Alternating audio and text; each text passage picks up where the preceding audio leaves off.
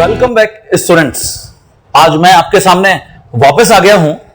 हमने last class में जो स्टीरियो आइसोमेरिज्म है उसमें ज्योमेट्रिकल आइसोमेरिज्म, जिसको हमने सिस ट्रांस आइसोमेरिज्म भी बोला था, उससे रिलेटेड कुछ पॉइंट्स को डिस्कस कर लिया था। बहुत इंपॉर्टेंट हमने उसमें बात किया था स्टीरियोजेनिक सेंटर क्या होता है। आप सभी स्टूडेंट्स ने बहुत ढंग से उसको समझा होगा। स्टीरियोजेनिक सेंटर, या आपसे एग्जाम में पूछा जा सकता है कि कितने स्टीरियोजेनिक सेंटर इस कंपाउंड में प्रेजेंट है। अभी हम कुछ और प्रॉब्लम्स को आगे यहां पे प्रैक्टिस करेंगे। फिर हमने यह भी डिस्कस किया कि कौन कौन से कैटेगरीज में हम ज्योमेट्रिकल आइसोमेरिज्म को एक्सप्लेन कर सकते हैं, जिसमें हमने फर्स्ट कैटेगरी देखी कार्बन कार्बन डबल बॉन्ड में, second carbon double bond nitrogen में, third nitrogen nitrogen double bond में, एंड फोर्थ हमने रिंग कंपाउंड्स में डिस्कस किया कि कैसे हम ज्योमेट्रिकल आइसोमेरिज्म को एक्सप्लेन करेंगे। तो आज ज्योमेट्रिकल आइसोमेरिज्म से रिलेटेड कुछ और पॉइंट्स और कॉन्सेप्ट्स को मैं यहां पे आपके साथ ऐड करूंगा। सबसे पहले एक प्रॉब्लम से स्टार्ट करते हैं, शुरुआत करते हैं। जैसे मैंने यहां पे लिखा है Which of the following will not show geometrical isomerism? बहुत इंपॉर्टेंट प्रॉब्लम है। इस टाइप की प्रॉब्लम जेई में, नीट में फ्रीक्वेंटली देखने को मिलती है। ओके, इनमें से कौन ज्योमेट्रिकल आइसोमेरिज्म शो करेगा या नहीं करेगा? अभी तो आपसे यहां पे पूछा है नहीं करेगा, तो मैं क्या करूंगा, इन सबके वन बाय वन यहां पर स्ट्रक्चर्स को ड्रॉ करके देखूंगा। जैसे सबसे पहले मुझे गिवन है 2-फेनाइल ब्यूटवनीन, तो 2-फेनाइल ब्यूटवनीन हम सबसे पहले ब्यूट बना लेते हैं और यहां पे रैंडमली नंबरिंग कर देते हैं। ये 1 है, ये 2 है, ये 3 है और ये 4 है। 2 के ऊपर बोल रहे हैं फेनाइल, ब्यूट 1 मतलब डबल बॉन्ड 1 के बाद है, तो इसका मतलब यह हुआ कि कार्बन 1 पर 2 हाइड्रोजन एटम्स हैं, और अगर सेम कार्बन पे 2 सिमिलर एटम्स हैं तो ये कभी भी स्टीरियोजेनिक सेंटर नहीं हो सकता। इसका मतलब यहां पर स्टीरियोजेनिक सेंटर नहीं है, नो स्टीरियोजेनिक सेंटर। तो आपसे यही पूछा क्या है, विल नॉट शो, इसका मतलब ये तो ज्योमेट्रिकल आइसोमेरिज्म शो नहीं कर सकता, तो ये सही आंसर है, शो नहीं करेगा। सेकंड ऑप्शन देखते हैं, 1-फेनाइल ब्यूटवनीन। फिर वही हम ब्यूटवनीन ड्रॉ करते हैं, इसके अंदर नंबरिंग करते हैं 1 2 3 4, और यहां पे ब्यूटवनीन 1 के बाद ये डबल बॉन्ड और 1 पर फिनाइल भी है, ये देखिए C6H5। इसका मतलब यहां पर एक हाइड्रोजन है, तो ये 2 डिफरेंट एटम या ग्रुप हो गए। ऐसे कार्बन 2 को देखिए, यहां पर ये तो 2 कार्बन है और एक हाइड्रोजन यहां पे आएगा, इसका मतलब ये दोनों स्टीरियोजेनिक सेंटर्स हैं, तो यहां 2 स्टीरियोजेनिक सेंटर्स हैं, स्टीरियोजेनिक सेंटर्स। इसका मतलब ये जो कंपाउंड है कैन शो ज्योमेट्रिकल आइसोमेरिज्म, तो ये शो करेगा। हमको इसको अभी नहीं बताना है क्योंकि आपसे ऊपर नॉट शो पूछा गया। अल्फा ब्यूटाइलिन, जिसका आईयूपीएसी नेम हमने ब्यूटवनीन लिखा है, तो अल्फा ब्यूटाइलिन इसका मतलब ब्यूटवनीन, तो ब्यूटवनीन देखिए ये हो गया। इसमें हम फिर देख रहे हैं कि कार्बन नंबर 1 पर 2 सिमिलर एटम है, इसका मतलब स्टीरियोजेनिक सेंटर मिसिंग है, नो स्टीरियोजेनिक सेंटर।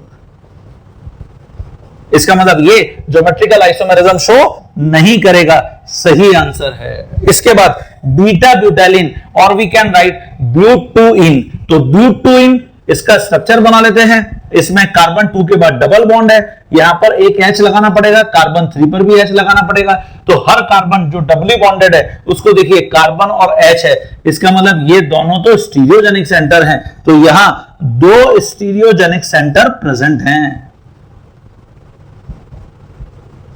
और अगर 2 स्टीरियोजेनिक सेंटर प्रेजेंट है, इसका मतलब कैन शो ज्योमेट्रिकल आइसोमेरिज्म, तो मुझे अभी ये टिक नहीं करना है। और ऐसे ही 1,1 डाइमेथाइल साइक्लोहेक्सेन, तो अगर हम इसका स्ट्रक्चर बनाएंगे स्टूडेंट तो कैसे बनाएंगे, 1,1 डाइमेथाइल साइक्लोहेक्सेन, ये देखिए एक ही कार्बन पर 2 मिथाइल ग्रुप हैं, साइक्लोहेक्सेन। इसका मतलब किसी भी कार्बन पर आप देखिए दोनों सिमिलर ग्रुप हैं, ये स्टीरियोजेनिक सेंटर नहीं हो सकते, इसका मतलब यहां पर भी नो स्टीरियोजेनिक सेंटर।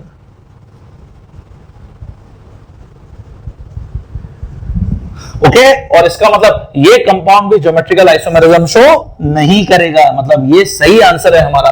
नेक्स्ट जो हमको ऑप्शन गिवन है 1 ब्रोमो 1 क्लोरो साइक्लोपेंटेन, तो हम इसका स्ट्रक्चर जरा ड्रॉ कर लेते हैं। साइक्लोपेंटेन किसी भी एक कार्बन को 1 मान लेंगे जिसके ऊपर ब्रोमो और क्लोरो प्रेजेंट है, तो अब देखिए इस कार्बन पर ब्रोमीन और क्लोरीन डिफरेंट है, लेकिन अगर मैं आगे बढ़ता हूं यहां CH2 यहां CH2 यहां आगे आता हूं CH2 यहां भी CH2, इसका मतलब ये कार्बन भी स्टीरियोजेनिक सेंटर नहीं है। कार्बन की जो 2 वैलेंसी है वो सेम टाइप के एल्केल ग्रुप से चेन से आगे बढ़ रही हैं, तो यहां भी नो स्टीरियोजेनिक सेंटर।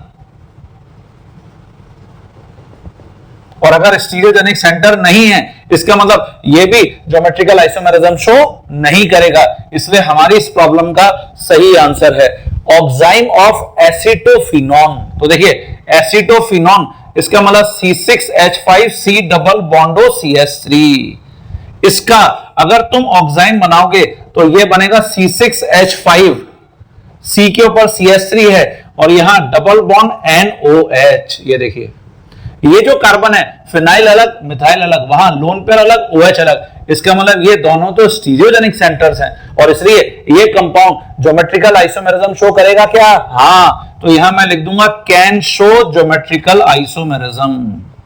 मुझे अभी ये आंसर नहीं बताना था, मुझे वो बताने हैं कंपाउंड्स जो ज्योमेट्रिकल आइसोमेरिज्म शो नहीं कर रहे हैं। ऑक्साइम ऑफ आइसोब्यूटर एल्डिहाइड, तो आइसोब्यूटर एल्डिहाइड सबसे पहले आइसोप्रोपाइल ग्रुप बना लेंगे और एक कार्बन और इंक्रीज करेंगे तो आइसोब्यूटर एल्डिहाइड बन गया। इसका अगर तुम ऑक्साइम बनाओगे तो इसका ऑक्साइम ये बनेगा, ये देखो बच्चों, ये इसका ऑक्साइम होगा, ये देखिए, है ना।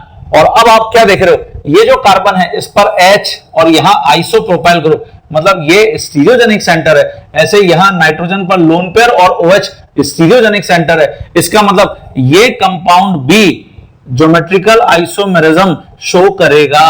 तो मुझे ये भी अभी रिपोर्ट नहीं करना था। गामा हेक्साइलिन जिसको हम हेक्सरीन भी बोलते हैं, तो हम हेक्सरीन अगर ड्रॉ करेंगे तो देखिए ये ऐसे ड्रॉ होगा हेक्सरीन। इस कार्बन को देखिए इथाइल अलग और H अलग, ऐसे वहां इथाइल अलग और H अलग, इट मींस ये स्टीरियोजेनिक सेंटर्स हैं। तो अगेन यहां पर भी 2 स्टीरियोजेनिक सेंटर्स, और अगर 2 स्टीरियोजेनिक सेंटर्स हैं तो कैन शो GI, ये भी GI शो करेगा। तो आपसे अगर सिंगल इंटीजर में पूछा जाता तो आप आंसर रिपोर्ट कर सकते थे, मोर देन 1 करेक्ट में पूछा जा सकता तो आप आंसर रिपोर्ट कर सकते। तो अभी आपने कौन कौन से आंसर्स को यहां पर टिक कर रखा है, A, C, E, F, ये आपके आंसर्स होंगे, A, C, E और F। ये सारे कंपाउंड्स ऐसे हैं जो ज्योमेट्रिकल आइसोमेरिज्म शो नहीं कर रहे हैं, ज्योमेट्रिकल आइसोमेरिज्म नहीं बता रहे हैं। ओके, क्लियर हो गया सभी स्टूडेंट्स को? और देखते हैं। हाँ स्टूडेंट्स, जैसे मैं यहां पर ज्योमेट्रिकल आइसोमेरिज्म के कुछ और बहुत इंपॉर्टेंट एग्जांपल्स लिख रहा हूं जो कॉम्पिटिटिव एग्जाम्स में फ्रीक्वेंटली पूछे जाते हैं। इसमें सबसे पहले मैंने देखिए कुछ रिंग्स लिख रखी हैं। ये जो रिंग्स हैं, ये जैसे सबसे पहले मैंने लिखा है साइक्लोप्रोपीन। साइक्लोप्रोपीन, अभी आप जो अरेंजमेंट यहां पर साइक्लोप्रोपीन का देख रहे हैं वो कुछ इस टाइप का अरेंजमेंट है। ये सिस अरेंजमेंट है, इट मींस 2 जो कार्बन है सिमिलर टाइप के ग्रुप्स वो सेम साइड में है।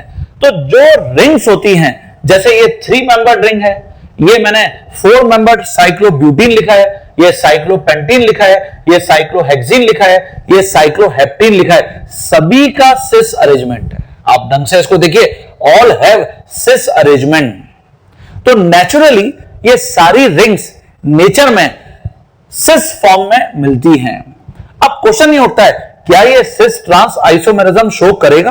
तो देखिए, अगर मैं इस सिस रिंग को ट्रांस में कन्वर्ट करना चाहता हूं, इसका मतलब मुझे कुछ इस टाइप का अरेंजमेंट ड्रॉ करना पड़ेगा, ये और ये। लेकिन क्या ये अरेंजमेंट उस साइक्लोप्रोपीन में बनाया जा सकता है, मतलब इसको ट्विस्ट किया जा सकता है? नो। अगर मैंने थोड़ा सा भी रिंग को ट्विस्ट करने की कोशिश करी तो रिंग गेट कोलैप्स्ड, खत्म हो जाएगी रिंग। ओके, इसका मतलब यह हुआ कि इस टाइप का ट्रांस अरेंजमेंट इन रिंग्स में पॉसिबल नहीं है, तो मैंने लिखा है can not convert into trans form. तो इसलिए following rings do not show geometrical isomerism because they are naturally found in their cis form. बहुत इंपॉर्टेंट है ये, तो ढंग से इसको अपनी कॉपी में नोट करना है। लेकिन ये जो रूल है ये 7 मेंबर्ड रिंग्स तक एप्लीकेबल होता है। 8 मेंबर्ड रिंग्स ऑनवर्ड्स हम जो रिंग्स हैं उनको उनके ट्रांसफॉर्म में कन्वर्ट कर सकते हैं, बिकॉज 8 मेंबर्ड रिंग ऑनवर्ड्स जो रिंग का साइज है वो बहुत बड़ा हो जाता है, तो उसको फिर थोड़ा सा स्ट्रेन देकर, टेंशन देकर हम ट्रांस में कन्वर्ट करने की कोशिश कर सकते हैं। तो इसलिए मैंने यहां लिखा है but rings above than 7 carbon or more can show geometrical isomerism, we can convert into transform to cis को हम ट्रांस में कन्वर्ट कर सकते हैं। ओके, तो जैसे ये मैंने लिखा है कि ये जो रिंग है कैन शो ज्योमेट्रिकल आइसोमेरिज्म, ये ज्योमेट्रिकल आइसोमेरिज्म शो करेगा। 10 मेंबर्ड रिंग है और हम अभी देख रहे हैं जो अरेंजमेंट हमको यहां पर दिख रहा है, ये 2 कार्बन है, ये सिस अरेंजमेंट दिख रहा है, सिस अरेंजमेंट। क्या मैं इसका ट्रांस अरेंजमेंट ड्रॉ कर सकता हूं क्या? आंसर है हां, हम इसको ट्रांसफॉर्म में इजीली कन्वर्ट कर सकते हैं। Okay, cumulative conjugated isolated system.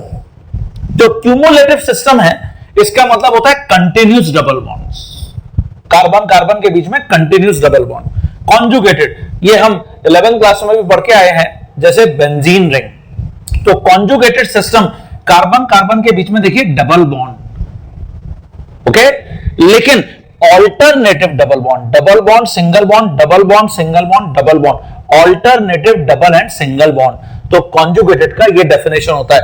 Isolated 2 double bond, 2 double bonds separated by 1 sp3 hybridize carbon. तो जब भी 2 डबल बॉन्ड हम sp3 हाइब्रिडाइज कार्बन से सेपरेट करेंगे तो हम इस टाइप के अरेंजमेंट को बोलते हैं आइसोलेटेड सिस्टम। तो ये सबसे पहले आपको क्लियर होना चाहिए। अब ये मैं क्यों बता रहा हूं, देखिए मैंने यहां लिखा है cumulative dice with odd number of double bonds can show geometrical isomerism if they have different atoms or groups on terminal stereogenic centers।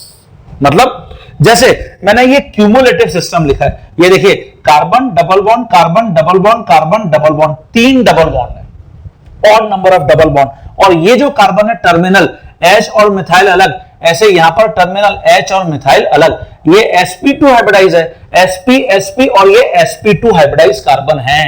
Now अगर इसको थोड़ा सा बॉन्डिंग से जाकर हम देखें कि sp2 हाइब्रिडाइजेशन, इसका मतलब एक अनहाइब्रिड ऑर्बिटल मान लेते हैं, जैसे px अनहाइब्रिड ऑर्बिटल है जो पाई बॉन्ड बना रहा है, और ये sp हाइब्रिडाइज कार्बन है, it means it has 2 unhybrid orbitals, px और py अज्यूम कर लेते हैं। ऐसे ये भी है sp, तो px py अज्यूम कर लेते हैं, और ये sp2 है, इसका px अज्यूम कर लेते हैं। अब देखिए मैं मान लेता हूं कि px इसके px से साइडवाइज ओवरलैप करता है, तो ये पाई बॉन्ड बनता है। तो यहां फिर जो py है वो इसके py से साइडवाइज ओवरलैप करता है, तो फिर px इसके px से साइडवाइज ओवरलैप करता है। मतलब जब भी odd number of double bonds होंगे तो जो टर्मिनल एटम्स होंगे सेम उनके p ऑर्बिटल्स पाई बॉन्ड बनाने में पार्टिसिपेट करेंगे।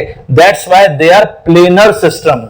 ये प्लेनर सिस्टम है, और because of planarity, because terminal carbon atoms are stereogenic centers, they can show what geometrical isomerism। ऐसे ही मैंने यहां पर फिर एग्जांपल लिखा है, इस कार्बन पे क्लोरीन ब्रोमीन, इस कार्बन पर hydrogen methyl, all are different atoms or groups, तो all can show geometrical isomerism। तो आपको स्टूडेंट्स इससे रिलेटेड प्रॉब्लम भी एग्जाम में देखने को मिल सकती है, तो बी प्रिपेयर, ढंग से इसको अपनी कॉपी में नोट कर लीजिए। हाँ बच्चों, जैसे जब हम टेट्रा सब्स्टिट्यूटेड एल्कीन्स को मेनली लेते हैं तो हमारे सामने एक बहुत बड़ी जो प्रॉब्लम यहां पर खड़ी हो जाती है वो ये है कि हम टेट्रा सब्स्टिट्यूटेड एल्कीन्स के केस में सिस ट्रांस आइसोमेरिज्म को मेंशन नहीं कर पाते। तो केमिस्ट ने इस डिफिकल्टी को समझते हुए एक नया ज्योमेट्रिकल आइसोमर्स के साथ प्रीफिक्स एसोसिएट करने का डिसाइड किया, जिसको हम EZ नॉमेनक्लेचर के नाम से जानते हैं। तो हम EZ नॉमेनक्लेचर करने के लिए कौन कौन से स्टेप्स को फॉलो करते हैं, अब मैं उनके बारे में आपको यहां पर बता रहा हूं। ई ये एक्चुअली एक जर्मन वर्ड है, एंटजिजन से आया है और इसका मतलब होता है अपोजिट। इसका मतलब two higher priority groups on two stereogenic centres are on opposite side. तो हम इसके लिए प्रीफिक्स असाइन करते हैं कैपिटल ई। और ऐसे ही जो Z है वो जू से मिल से आया है, जर्मन वर्ड है, इसका मतलब होता है सेम साइड। तो two higher priority groups present on two stereogenic centres are on same side. ये आप सभी स्टूडेंट्स को मैं यहां पर नोट कराना चाहूंगा, ये कभी भी सिस और ट्रांस से मैच नहीं करते। मतलब Z का मतलब हमेशा सिस नहीं होता और E का मतलब हमेशा ट्रांस नहीं होता। रिमेंबर, अपनी कॉपी में इसको ढंग से नोट करना है। ओके, अब जो मैंने लिखा है two higher priority groups present on same side या अपोजिट साइड, ये प्रायोरिटी कैसे डिसाइड करोगे? तो इसके लिए मैंने यहां पे की पॉइंट्स में मेंशन किया है, priority always assign on the basis of atomic number. जब भी मुझे प्रायोरिटी असाइन करनी है किसी भी एटम या ग्रुप की जो स्टीरियोजेनिक सेंटर पर प्रेजेंट है, हमेशा एटॉमिक नंबर के बेसिस पर हम प्रायोरिटी असाइन करेंगे। ओके, लेकिन अगर मुझे आइसोटोप्स मिलते हैं, आइसोटोप्स जैसा हम जानते हैं एटॉमिक नंबर सेम होता है, तो इन case of isotopes, isotope of greatest atomic mass has highest priority. जिसका भी एटॉमिक मास ज्यादा है उसको हम हाईएस्ट प्रायोरिटी असाइन करेंगे। तो ये पॉइंट बहुत इंपॉर्टेंट है। मैंने यहां पे लिखा है if priority could not assign on the basis of atomic number, अगर हम कभी एटॉमिक नंबर बेसिस पर फंस जाते हैं या एटॉमिक नंबर के बेसिस पर प्रायोरिटी को असाइन नहीं कर सकते, तो we have to check set of atoms present on given atom. जिस एटम पर मैं प्रायोरिटी डिसाइड करने गया था उसके ऊपर जो भी एटम्स का वहां पर सेट है हम उसको चेक करते हैं। For this we have to follow CIP system. हमको इसके लिए CIP सिस्टम फॉलो करना पड़ता है। डियर स्टूडेंट, ये जो CIP है ये एक्चुअली 3 साइंटिस्ट का टायर्ड है, पेड्रो कान, इनगोल्ड एंड प्रीलॉग, इसलिए हम इसको CIP सिस्टम बोलते हैं। तो EZ नॉमेनक्लेचर में या आगे अभी मैं आपको ऑप्टिकल आइसोमेरिज्म में RS नॉमेनक्लेचर बताऊंगा, वहां पर भी हम हमेशा CIP सिस्टम को फॉलो करते हैं। ये CIP क्या कॉन्सेप्ट है? तो देखिए, अगर जो भी आपका स्टीरियोजेनिक सेंटर से एटम अटैच है उसके ऊपर जो भी ग्रुप्स या एटम्स हैं वहां पर सारे सिंगल बॉन्ड्स हैं, तो अकॉर्डिंग टू CIP सिस्टम हम क्या कॉन्सेप्ट्स को फॉलो करते हैं? तो सबसे पहले मैंने केस 1 में यहां पे लिखा है if only single bonds are present. अगर सिंगल बॉन्ड्स प्रेजेंट हैं, are present in given group connected to stereogenic centre, तो हम वहां पर कौन कौन से स्टेप्स को फॉलो करेंगे सो दैट कि हम EZ नॉमेनक्लेचर को कंफर्टेबली अटेंड कर सकते हैं। और अगर वहां मल्टीपल बॉन्ड्स होंगे तो फिर हम CIP सिस्टम को कैसे फॉलो करेंगे वो भी मैं आपको बताता हूं, और देन फिर हम EZ नॉमेनक्लेचर यहां पर करके देखते हैं। हां बच्चों, जैसे यहां मैंने कुछ डिफरेंट ग्रुप्स लिखे हैं जो स्टीरियोजेनिक सेंटर्स के ऊपर प्रेजेंट हैं और मैं CIP सिस्टम के अकॉर्डिंग इनकी प्रायोरिटी डिसाइड करना चाहता हूं, तो कैसे करूंगा? जैसे मैंने यहां पे लिखा है मिथाइल, इथाइल और आइसोप्रोपाइल। अब देखिए, ये भी कार्बन है जो स्टीरियोजेनिक सेंटर से कनेक्ट है, ये भी कार्बन है और ये भी कार्बन है। इसका मतलब एटॉमिक नंबर बेसिस पर प्रायोरिटी असाइन नहीं कर सकते। तो अब क्या करें? ये जो कार्बन है इसके ऊपर देखिए ट्रिपल H का सेट है, ट्रिपल H। ये जो कार्बन है जो स्टीरियोजेनिक सेंटर से कनेक्ट है, 2 हाइड्रोजन है और एक मिथाइल ग्रुप है, मतलब कार्बन है, तो देखिए HHC, HSC। और ऐसे यहां आइसोप्रोपाइल में अगर मैं इस कार्बन पर देखूं तो एक H है और 2 कार्बन है, मतलब HCC।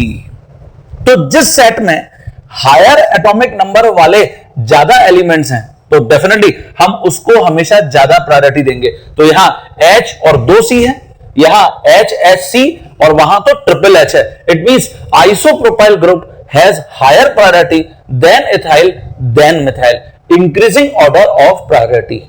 ओके, इसकी जगह जैसे मैंने यहां लिखा है methyl CH2Cl, CH2Br, CH2I। Now अब आप क्या करोगे? यहां इस कार्बन पर HHI यहां HHBr, यहां HHCl और यहां ट्रिपल H। तो किसका एटॉमिक नंबर सबसे ज्यादा है? आयोडीन का। तो डबल H और आयोडीन, यहां ब्रोमीन, फिर क्लोरीन और वहां तो ट्रिपल H है, इसलिए हाईएस्ट प्रायोरिटी CH2I की होगी। हाँ स्टूडेंट्स, जैसे कुछ और एग्जांपल्स यहां पर मैंने, जहां पर भी सिंगल बॉन्ड प्रेजेंट है ग्रुप्स या एटम्स के अंदर, वहां पर इजेड नॉमेनक्लेचर के लिए जो CIP सिस्टम हम फॉलो करेंगे वो मैंने कुछ और ऑर्डर्स मेंशन किए हैं। जैसे नेक्स्ट एग्जांपल में मैंने लिखा है कि CH3, CH2OH, CH2SH और CH2I। ओके, यहां हम देख रहे हैं कि कार्बन पर 3 हाइड्रोजन्स का सेट है, यहां HHO का सेट है। कार्बन से जो 3 एटम्स डायरेक्टली कनेक्ट हैं वो HHO है, यहां पर HHS है और वहां HHI है। तो आप देखिए हाईएस्ट एटॉमिक नंबर वाला एलिमेंट इस सेट में आयोडीन, फिर सल्फर, फिर ऑक्सीजन और यहां तो तीनों ही ट्रिपल H है। तो इसलिए increasing order of higher priority, सबसे ज्यादा प्रायोरिटी CH2I की होगी, देन CH2SH, देन CH2OH और देन इन लास्ट CH3 की होगी। नेक्स्ट एग्जांपल में जो बहुत इंटरेस्टिंग एग्जांपल है उसको जरा समझें। CH2SH है, CCl3 है, CHBr2 है और CH2I है। अब आप देखिए यहां सेट HHS, कार्बन से 3 एटम्स जो डायरेक्टली कनेक्ट है, यहां 3 क्लोरीन, यहां H और 2 ब्रोमीन और यहां 2 हाइड्रोजन एंड 1 आयोडीन। अब देखिए यहां 3 क्लोरीन है और वहां 2 हाइड्रोजन और 1 आयोडीन है, लेकिन स्टूडेंट इससे कोई फर्क नहीं पड़ता। अगर कोई भी सेट में हाईएस्ट एटॉमिक नंबर वाला एलिमेंट है, जैसे यहां पर आयोडीन है, तो ऑब्वियस है इसको हायर या हाईएस्ट प्रायोरिटी मिलेगी। तो इसलिए यहां पे CH2I की प्रायोरिटी सबसे टॉप पर है। आफ्टर दैट CHBr2, तो देखिए 1 H और 2 ब्रोमीन, जबकि यहां तीनों क्लोरीन है, लेकिन ब्रोमीन का एटॉमिक नंबर क्लोरीन से ज्यादा होता है और ब्रोमीन का एटॉमिक नंबर आयोडीन से कम होता है। और सल्फर सबसे पीछे है, सल्फर का एटॉमिक नंबर सबसे कम है। तो एटॉमिक नंबर का यहां पर भी रोल आ रहा है सेट के अंदर। ओके, दैट्स व्हाई ये मैंने लिखा है increasing order of priority of various groups. तो ढंग से इस एग्जांपल को भी नोट करना है। नेक्स्ट यहां मैंने लिखा है CH whole twice, after that CH2Br, यहां CH2Br और वहां CH3 होल थ्राइस। अब आप अगर यहां पे सेट ऑफ एटम्स बनाना चाहेंगे तो कैसे बनाएंगे? इस कार्बन पर H और 2 कार्बन है। ऐसे ही अगर हम यहां देखेंगे 2 हाइड्रोजन है और 1 कार्बन है, डायरेक्टली इस कार्बन से जो कनेक्ट है, यहां 2 हाइड्रोजन के साथ 1 ब्रोमीन है और यहां तो तीनों ही कार्बन है। तो किस सेट में हाईएस्ट एटॉमिक नंबर वाला एलिमेंट प्रेजेंट है? आंसर होगा थर्ड में। ये देखिए यहां ब्रोमीन प्रेजेंट है, it means it has highest priority. तो यहां थर्ड की हाईएस्ट प्रायोरिटी है। ओके, आफ्टर दैट अब हम क्या देख रहे हैं? वहां ट्रिपल C है, तो थर्ड के बाद फोर्थ का नंबर आएगा। फिर डबल C यहां पर है और यहां तो सिंगल C है, इसका मतलब फोर्थ के बाद फर्स्ट, फर्स्ट के बाद सेकंड। ओके, तो ये increasing order of priority of various groups है। तो ये CIP सिस्टम है स्टूडेंट्स। ओके, तो जब भी सिंगल बॉन्ड्स यहां पर प्रेजेंट होंगे एटम्स या ग्रुप्स में, तो हम कैसे प्रायोरिटी असाइन करेंगे? आपने ये एग्जांपल्स लिख लिए होंगे और ऐसे आपने ये भी एग्जांपल्स को नोट कर लिया होगा। अब मैं ऐसे आपको एग्जांपल्स यहां पर बताऊंगा, ऑर्डर्स बताऊंगा जहां पर मल्टीपल बॉन्ड्स हैं। क्या है? Multiple bonds. तो पहले तो इनको ढंग से अपनी कॉपी में डिक्टेट कर लीजिए। अब हम केस 2 पे आते हैं CIP सिस्टम में। हाँ बच्चों, जैसे अगर मल्टीपल बॉन्ड्स होंगे, तो जैसे मैंने केस 2 में यहां पर मेंशन किया है, when multiple bonds are also present, तो हम CIP सिस्टम में सेट्स कैसे बनाएंगे चेक करते हैं। जैसे सबसे पहले आप जो फंक्शनल ग्रुप यहां पर देख रहे हैं, मैंने CH डबल बॉन्ड CH2 लिखा है, it is known as ethenyl.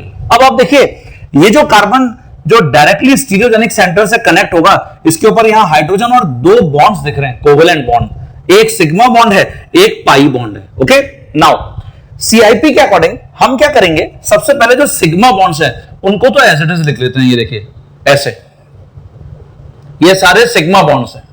अब ये जो पाई बॉन्ड है, पाई बॉन्ड कार्बन से कनेक्ट है पाई बॉन्ड के थ्रू, तो हम पाई बॉन्ड को दोनों कार्बन के बीच में यूनिफॉर्मली ब्रेक कर देते हैं। इट मींस कार्बन से कनेक्ट है, ये वाला कार्बन, और ऐसे ये भी कार्बन से कनेक्ट है। ये देखिए तो जो पाई बॉन्ड था हमने दोनों कार्बन के बीच में उनको यूनिफॉर्मली ब्रेक कर दिया। अब आपको सेट बनाने में बहुत इजी रहेगा।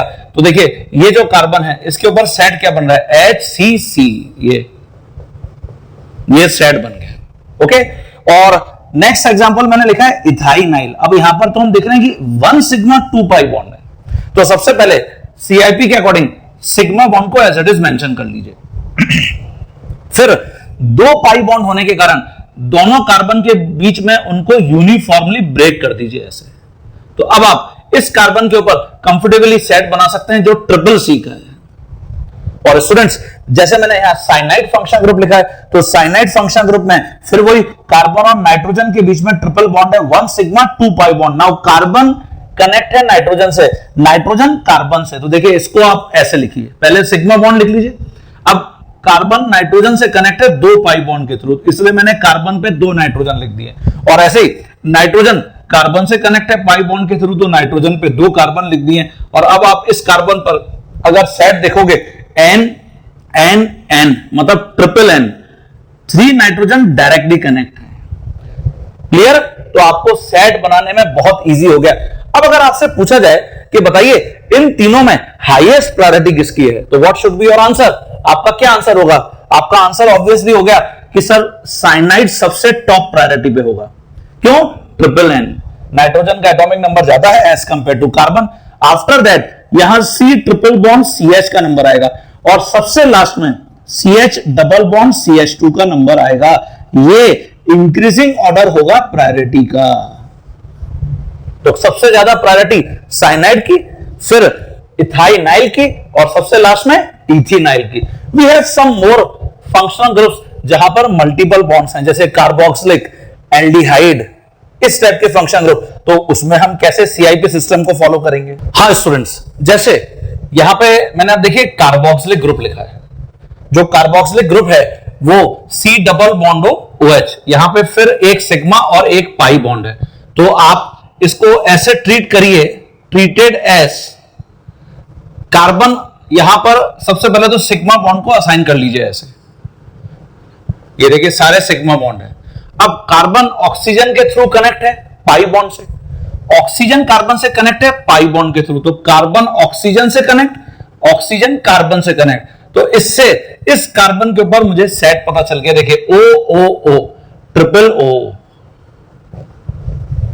तो जब भी कार्बोक्सिलिक ग्रुप होगा हमेशा जो कार्बन स्टीरियोजेनिक सेंटर से कनेक्ट होगा ट्रिपल O का सेट बनेगा। इसकी जगह एल्डिहाइड, एल्डिहाइड में फिर वही ये सिग्मा और ये पाई, और यहां अगर हम इसको ट्रीट करते हैं ऐसे, ट्रीटेड एज, सबसे पहले सारे सिग्मा बॉन्ड मेंशन कर लीजिए। ये देखिए, और कार्बन O से कनेक्ट है, O कार्बन से कनेक्ट है, इसका मतलब इस कार्बन पर जो सेट बन रहा है OOH का बन रहा है। ठीक है? तो इस बेसिस पर अब अगर मेरे पास ये सारे ग्रुप्स होते तो मैं आपसे पूछता कि बताइए हाईएस्ट प्रायोरिटी किसकी है, तो जिसमें हाईएस्ट एटॉमिक नंबर वाला एलिमेंट सेट में प्रेजेंट है वो है ट्रिपल O। इसका मतलब जो कार्बोक्सिलिक ग्रुप है उसकी हाईएस्ट प्रायोरिटी होगी। आफ्टर दैट नंबर आएगा एल्डिहाइड का, क्योंकि यहां डबल OH है, और ऑब्वियस है उसके बाद तो साइनाइड को आना ही है, क्योंकि यहां N है। नाइट्रोजन का एटॉमिक नंबर ऑक्सीजन से कम होता है, इसलिए आफ्टर एल्डिहाइड यहां साइनाइड का नंबर आएगा। और उसके बाद तो हमने डिसाइड किया ही था ये इथाइनाइल है और फिर इथेनाइल है। ये देखिए ये इंक्रीजिंग ऑर्डर है प्रायोरिटी का, इंक्रीजिंग ऑर्डर ऑफ प्रायोरिटी।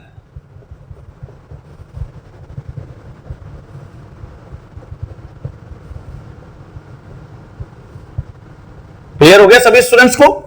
तो जब भी मल्टीपल बॉन्ड वाले फंक्शन ग्रुप्स होंगे we have to check, we have to follow CIP system, we have to check कि किसकी ज्यादा प्रायोरिटी है in this manner always. Okay, जैसे मैंने यहां पे लिखा है फिनाइल, ये देखिए C6H5 फिनाइल रिंग, जिसको हम PS से भी एब्रीवेट करते हैं, या हम इसको फाई से भी एब्रीवेट करते हैं, फाई। अब इसमें अगर मुझे यहां पर सेट बनाना है तो कैसे बनाऊंगा? हम यहां पर क्या देख रहे हैं, इसको मैं वापस यहां ड्रॉ कर लेता हूं। ये देखिए ये कार्बन है ये सारे, और ये जो कार्बन है ये वाला, इसके ऊपर एक हाइड्रोजन भी कनेक्ट है। तो जब आप इसको यहां पे पाई बॉन्ड को ब्रेक करोगे, ये पाई बॉन्ड इसको अगर आपने ब्रेक किया तो आप इसको ऐसे ट्रीट करोगे,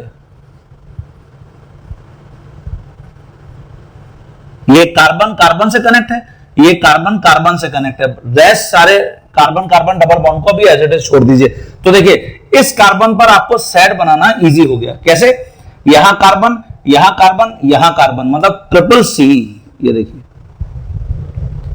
मतलब जो फिनाइल रिंग में कार्बन स्टीरियोजेनिक सेंटर से कनेक्ट होगा किसी भी एल्कीन में, वो हमेशा ट्रिपल सी यहां पर सेट बियर कर रहा है। लेकिन आपके दिमाग में क्वेश्चन आ सकता था कि सर वहां भी ट्रिपल सी है और अभी हमने इथाइनाइल में भी ट्रिपल सी लिया, सपोज हम इन दोनों को कंपेयर कर रहे होते तो फिर किसकी ज्यादा प्रायोरिटी होती? ओके, तो देखिए अगर सेट्स सेम आ गए तो फिर हम क्या करेंगे? तो फिर हम नेक्स्ट एटम के ऊपर अप्रोच करेंगे। तो इस कार्बन के ऊपर जो डायरेक्टली कनेक्ट है वो अब ये एटम है। तो यहां अगर आप देखें तो कार्बन कार्बन और H ये सेट बन रहा है। हाँ, आप पीछे भी देख सकते थे कार्बन कार्बन कार्बन, लेकिन बेटर होगा कि हम हमेशा आगे मूव करते रहें। तो यहां पे इस कार्बन पर सेट बन रहा है CCH, ये देखिए, और ऐसे ही वहां पर भी हम चेक करेंगे। अब इस कार्बन पर देखिए कार्बन कार्बन कार्बन, तो आप आगे देखिए इसमें या पीछे देखिए, हमेशा जो सेट बनेगा वो CCC का ही बनेगा, ट्रिपल सी।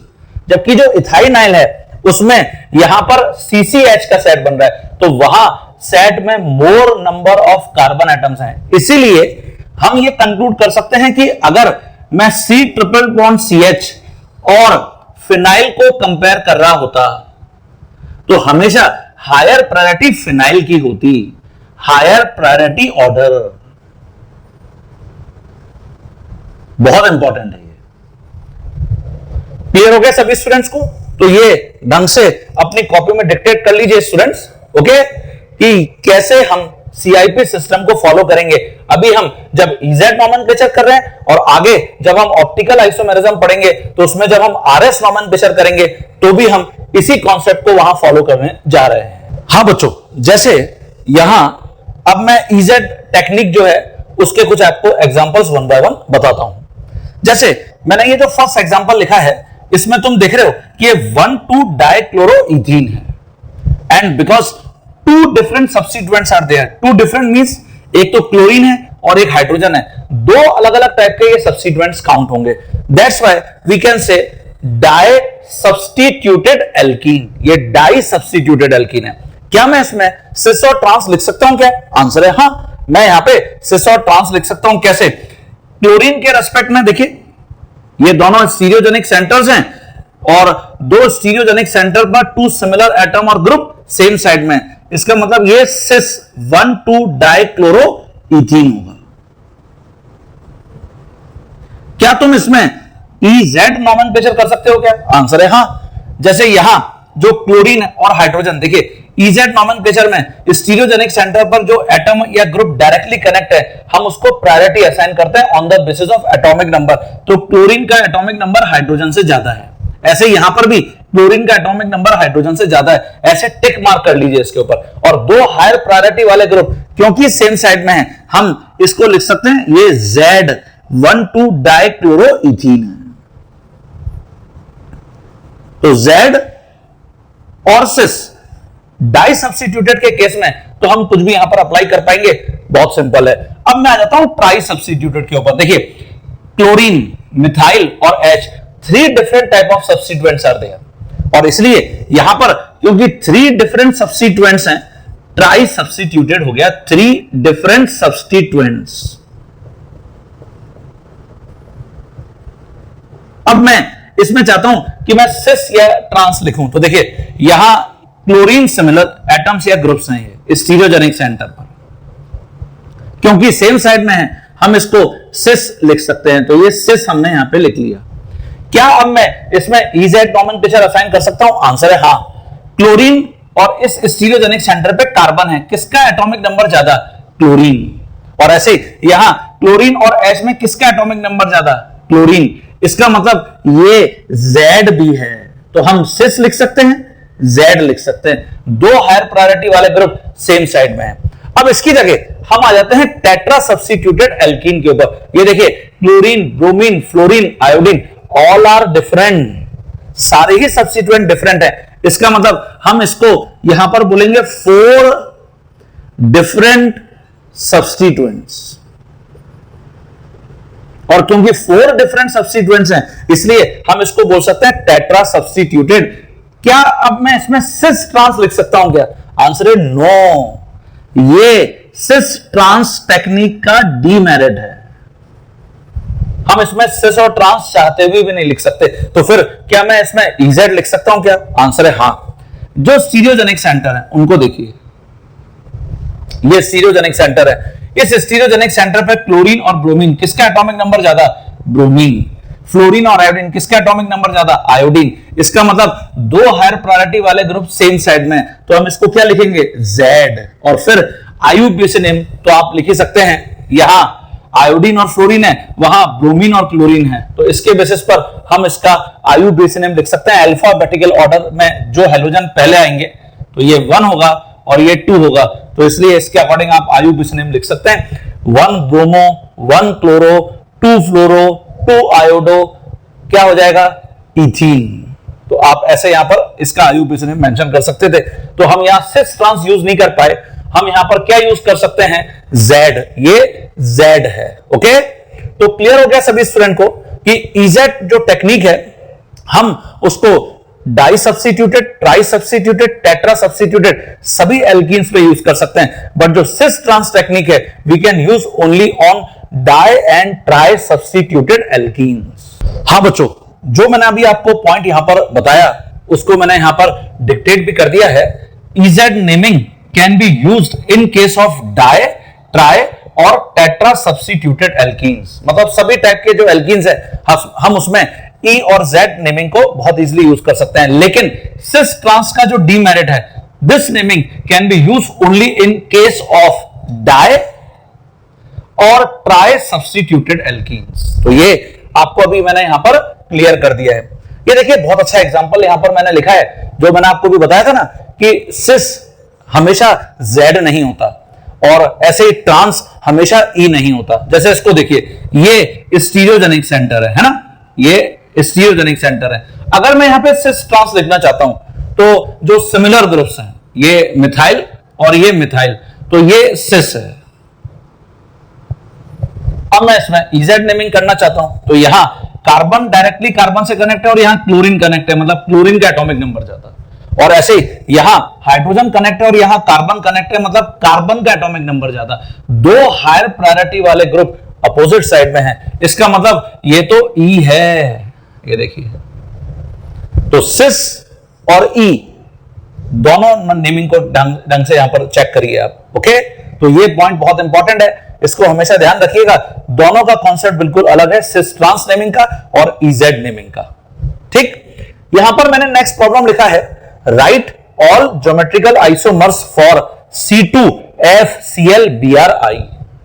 C2FClBrI के सारे ज्योमेट्रिकल आइसोमर्स जो पॉसिबल हैं वो लिखिए। और देखिए 2 कार्बन है और 4 हेलोजन है, तो ऑब्वियसली C2FClBrI, अगर मैं इसका डिग्री ऑफ अनसैचुरेशन निकालूंगा तो जैसा आपको मैंने बता रखा है कि डिग्री ऑफ अनसैचुरेशन के लिए हम इसमें क्या करेंगे, जितने भी हेलोजन हैं उनको हाइड्रोजन के जैसे हम अज्यूम कर लेंगे। तो हम इसको C2 ट्रीटेड एज C2H4, और इस सिचुएशन में 2 into 2 2n1 plus 2 minus n2 मतलब हाइड्रोजन और डिवाइड बाय 2। ठीक है स्टूडेंट, तो कितना आंसर आ जाएगा? यहां पे 1 आ जाएगा, मतलब इसमें डिग्री ऑफ अनसैचुरेशन 1 है। और 1 का मतलब क्या होता है? डबल बॉन्ड या रिंग। रिंग इसलिए नहीं हो सकती बिकॉज ओनली 2 कार्बन एटम्स है, रिंग के लिए एटलीस्ट 3 कार्बन एटम्स रिक्वायर्ड है। तो अब मैं सीधे डबल बॉन्ड पे आ जाता हूं। तो देखिए हम क्या करते हैं, कार्बन कार्बन डबल बॉन्ड। अब मैं क्या करता हूं, किसी एक एटम को यहां पर फिक्स कर देता हूं किसी एक कार्बन पे, उसके रेस्पेक्ट में एक बार मैं यहां पे लिख देता हूं क्लोरीन। ठीक है, तो ऑटोमेटिकली ब्रोमीन और आयोडीन यहां आ गए। अब मैं यहां पर इजेड नेमिंग करता हूं क्योंकि टेट्रा सब्स्टिट्यूटेड एल्कीन है, तो यहां फ्लोरीन और क्लोरीन में क्लोरीन का एटॉमिक नंबर ज्यादा, ब्रोमीन और आयोडीन में आयोडीन का ज्यादा, इसका मतलब ये Z है। और देखिए अगर सिस है तो हमेशा ट्रांस होगा, अगर Z है तो हमेशा E होगा। इसका मतलब इसका जो E आइसोमर होगा वो हम ऐसे ड्रॉ कर देंगे। ये देखिए ये दो हायर प्रायोरिटी वाले ग्रुप अपोजिट साइड में चले गए, तो ये EZ naming, it means two geometrical isomers हैं which are non convertible into each other. ये हम ऑलरेडी पढ़ के आ चुके हैं, ऐसा क्यों है। इसकी जगह मैंने अब क्या किया, फ्लोरीन के साथ यहां ब्रोमीन को अटैच कर दिया, तो यहां ऑटोमेटिकली क्लोरीन और आयोडीन आ गए, और ये ब्रोमीन का एटॉमिक नंबर ज्यादा, यहां आयोडीन का ज्यादा, ये Z है, तो इसका जो E होगा वो ये होगा, ये E आइसोमर है। देखिए ऐसे ही नेक्स्ट जो अरेंजमेंट पॉसिबल होगा उसमें मैं फ्लोरीन के साथ यहां पे आयोडीन को अटैच कर देता हूं, ये देखिए, तो ऑटोमेटिकली क्लोरीन और ब्रोमीन यहां आ गए, और इस सिचुएशन में हम इसका ये आयोडीन और यहां ब्रोमीन, ये फिर मैंने Z लिख दिया, इसका जो E आइसोमर होगा वो ये होगा, ये E आइसोमर है। आप बोलेंगे कि सर आपने फ्लोरीन के रेस्पेक्ट में क्यों लिखा, तो बच्चों आप फ्लोरीन के रेस्पेक्ट में लिख लो, क्लोरीन के रेस्पेक्ट में लिख लो, ब्रोमीन, आयोडीन, किसी के भी रेस्पेक्ट में लिख लो, आप इन 3 टाइप के जो स्ट्रक्चरल अरेंजमेंट्स हैं उसके अलावा और कोई फोर्थ अरेंजमेंट नहीं बना सकते। ये फर्स्ट अरेंजमेंट, ये सेकंड अरेंजमेंट, वो थर्ड अरेंजमेंट, और फिर सभी के E और Z नेमिंग करके हमने उनके EZ नोमेनक्लेचर लिख के कॉन्फ़िगरेशंस को लिख लिया है। तो इसलिए यहां पर जो पॉसिबल ज्योमेट्रिकल आइसोमर्स का नंबर है वो कितना होगा, वो यहां पर 6 होगा, ये देखिए। तो इससे हमने EZ नेमिंग के कुछ और एग्जांपल्स को यहां पर समझ लिया, और कैसे नंबर ऑफ ज्योमेट्रिकल आइसोमर्स तक पहुंचा जाए वो भी हमने यहां पर समझ लिया। तो ढंग से अपनी कॉपी में इसको डिक्टेट कर लीजिए। हाँ स्टूडेंट्स, जैसे नेक्स्ट मैंने यहां पर कुछ एग्जांपल्स लिखे हैं, मुझे इसके अंदर E और Z नेमिंग करना है, इनको हम वन बाय वन यहां पर समझेंगे। ये मैंने फर्स्ट मॉलिक्यूल लिखा है और इस डबल बॉन्ड पर एरो मार्क है, मुझे ये बताना है कि वेदर इट इज E और Z। तो हम क्या करेंगे, सबसे पहले जो डबली बॉन्डेड कार्बन है, ये दोनों डबली बॉन्डेड कार्बन है, ये वाले, ठीक है, इस कार्बन पर यहां डायरेक्टली O कनेक्ट है और यहां C कनेक्ट है, तो यहां पर तो एटॉमिक नंबर बेसिस पर आंसर आ जाएगा, इसको ज्यादा प्रायोरिटी मिलेगी। अब आप यहां आ जाइए, इस कार्बन पर ये स्टीरियोजेनिक सेंटर्स हैं ना, इनके ऊपर मैं स्टार मार्क कर देता हूं। यहां हम देख रहे हैं कार्बन है, यहां भी कार्बन है, अब देखिए यहां फंस गए एटॉमिक नंबर बेसिस पर, तो कोई दिक्कत की बात नहीं है, हम यहां सैड बनाएंगे। तो इस कार्बन पर जो सैड बन रहा है वो बन रहा है HHBr, ये देखिए। और ऐसे ही अगर आप इस कार्बन पर देखें तो यहां सेट क्या बन रहा है, HCF। तो स्टूडेंट यहां HCF है, वहां HHBr है, किसकी हायर प्रायोरिटी है, ये हायर प्रायोरिटी होगी। तो देखिए यहां हायर प्रायोरिटी ग्रुप और वहां हायर प्रायोरिटी ग्रुप, दोनों अपोजिट साइड में है या सेम साइड में, अपोजिट साइड में, इसलिए इसका कॉन्फ़िगरेशन क्या होगा, E होगा। ओके, तो ये बहुत इंपॉर्टेंट है E कॉन्फ़िगरेशन। चलिए नेक्स्ट एग्जांपल को डिस्कस करते हैं। अब मैं यहां आ गया हूं, इस कार्बन पर देखिए CHO ग्रुप लगा हुआ है। अभी आपको मैंने बताया था अगर CHO है इसका मतलब यहां जो सैड बनेगा वो क्या बनेगा, OOH। अच्छा, यहां ये स्टीरियोजेनिक सेंटर है, इसके ऊपर यहां भी C लगा हुआ है, यहां भी C है, तो फिर मुझे यहां भी सैड बनाना पड़ेगा। तो यहां जो सैड बनेगा क्या बनेगा, HHO, यहां OOH, वहां HHO। तो इसका मतलब किसको ज्यादा प्रायोरिटी मिलेगी, आंसर है इसको ज्यादा प्रायोरिटी मिलेगी। ओके, ऐसे ही अब आइए दूसरे स्टीरियोजेनिक सेंटर को देखते हैं, यहां भी C, यहां भी C, तो फिर सैड बनाना पड़ेगा। इसका मतलब यहां HHBr, ये CH2 ग्रुप है, दैट्स वाई। और अगर हम यहां देखेंगे इस कार्बन के ऊपर तो यहां HCBr, ये देखिए ये Br है, तो यहां HCBr, वहां HHBr, इसका मतलब इसको ज्यादा प्रायोरिटी मिलेगी। अब आप देखिए ये भी हायर प्रायोरिटी ग्रुप और वो भी higher priority group same side में है, इसका मतलब ये तो Z कॉन्फ़िगरेशन है, तो इस डबल बॉन्ड का कॉन्फ़िगरेशन क्या है, Z है। ओके, इसकी जगह मैं इस कंपाउंड को देखता हूं, यहां पे इस कंपाउंड में डबल बॉन्ड देखिए जो स्टीरियोजेनिक सेंटर है उसके ऊपर यहां भी कार्बन, यहां भी कार्बन, तो फिर मुझे सेट बनाना पड़ेगा। तो क्या सेट बनेगा? यहां बनेगा HCC। और ऐसे ही अगर मैं यहां सेट बनाऊंगा तो क्या सेट बनेगा? HHC। इसका मतलब इसकी ज्यादा प्रायोरिटी हो गई। ओके, ऐसे यहां आ जाइए स्टीरियोजेनिक सेंटर पर, यहां तो डायरेक्टली क्लोरीन कनेक्ट है और यहां कार्बन कनेक्ट है, मतलब इसकी ज्यादा प्रायोरिटी। इसका मतलब अगेन दो हायर प्रायोरिटी वाले ग्रुप सेम साइड में हैं, कॉन्फ़िगरेशन क्या होगा? Z होगा। ओके, आ जाइए नेक्स्ट एग्जांपल पर। इसमें दो दो डबल बॉन्ड है और एरो मार्क किया हुआ है इस डबल बॉन्ड पे। तो देखिए इस डबली बॉन्डेड कार्बन पर ये जो स्टीरियोजेनिक सेंटर है ड्यूटेरियम और H। अभी आपको मैंने टिप दिया था, क्या अगर आइसोटोप होंगे तो हमेशा जिसका एटॉमिक मास ज्यादा है तो ड्यूटेरियम का ज्यादा है या हाइड्रोजन का? ड्यूटेरियम का। इसका मतलब इस पर टिक कर लीजिए। ऐसे इस स्टीरियोजेनिक सेंटर को देखिए, यहां कार्बन, यहां भी कार्बन, और ये देखिए कार्बन कार्बन डबल बॉन्ड, हर जगह CIP सिस्टम यूज हो रहा है। जैसे यहां पर भी हमने CHO में भी CIP सिस्टम यूज किया था, तो अब मैं यहां पर क्या करूंगा? फिर सेट बनाऊंगा HCC। और ये जो डबली बॉन्डेड कार्बन है, इस डबली बॉन्डेड में अगर पाई बॉन्ड को ब्रेक करोगे तो कार्बन से कार्बन कनेक्ट, और यहां पे कार्बन, इसके ऊपर एक H कनेक्ट है। इसका मतलब यहां जो सेट बनेगा वो ये बनेगा HCC। ये देखिए, क्लियर हुआ?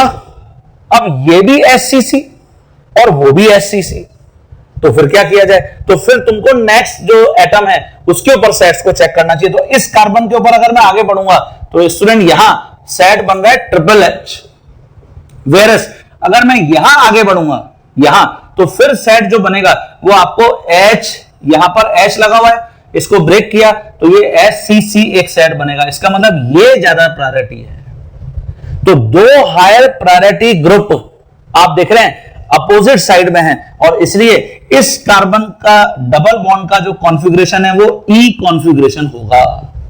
इट मींस ये फर्स्ट एग्जांपल और ये fourth example both have E configuration. Second example and third example both have Z configuration. आपने ढंग से इस सारे पॉइंट को समझा होगा। अगर नहीं समझ में आया तो वापस स्क्रॉल करके देखिए और फिर सारे पॉइंट को जो जो मैंने बोला उसको ढंग से समझिए, तो आपको बिल्कुल कॉन्सेप्ट क्लियर हो जाएगा। हाँ बच्चों, नेक्स्ट एग्जांपल जो मैंने यहां पर लिखा है उसको जरा समझिए। मैंने यहां पे ये एक ऑर्गेनिक कंपाउंड लिखा है जिसमें एस्टर फंक्शन ग्रुप है, C double बॉन्डो OCH3, bond line notation है। तो बेटर होगा कि सबसे पहले इसको स्ट्रक्चरल फॉर्मूला में कन्वर्ट कर लेते हैं प्रॉपर्ली। तो it is methyl, it is ethyl, और अब चेक करिए क्या स्टीरियोजेनिक सेंटर्स हैं क्या। तो ये कार्बन मिथाइल और इथाइल, ये कार्बन एस्टर और मिथाइल से कनेक्ट है। It means both are stereogenic centres. तो सबसे पहले ये इंश्योर करना जरूरी है कि स्टीरियोजेनिक सेंटर्स हैं भी या नहीं, तभी फिर हम EZ नोमेनक्लेचर यहां पे करेंगे। अब आप देखिए इस कार्बन पर कार्बन कनेक्ट है, यहां भी कार्बन कनेक्ट है, तो फिर CIP सिस्टम, तो यहां ट्रिपल H बनेगा सेट और यहां HHC बनेगा। इसका मतलब इसकी हायर प्रायोरिटी हो गई। और ऐसे स्टूडेंट वहां फिर कार्बन, यहां कार्बन, तो एटॉमिक नंबर बेसिस पर हम प्रायोरिटी असाइन नहीं कर सकते। जो एस्टर फंक्शन ग्रुप है C डबल बॉन्डो OCH3, ये सिग्मा बॉन्ड, ये पाई बॉन्ड, तो हम इसको कैसे ट्रीट कर सकते हैं? हम इसको ऐसे ट्रीट कर सकते हैं, C से O कनेक्ट, O से C कनेक्ट, और यहां OCH3 तो लगा हुआ ही था। इसका मतलब इस कार्बन पर सेट ट्रिपल O का बन गया।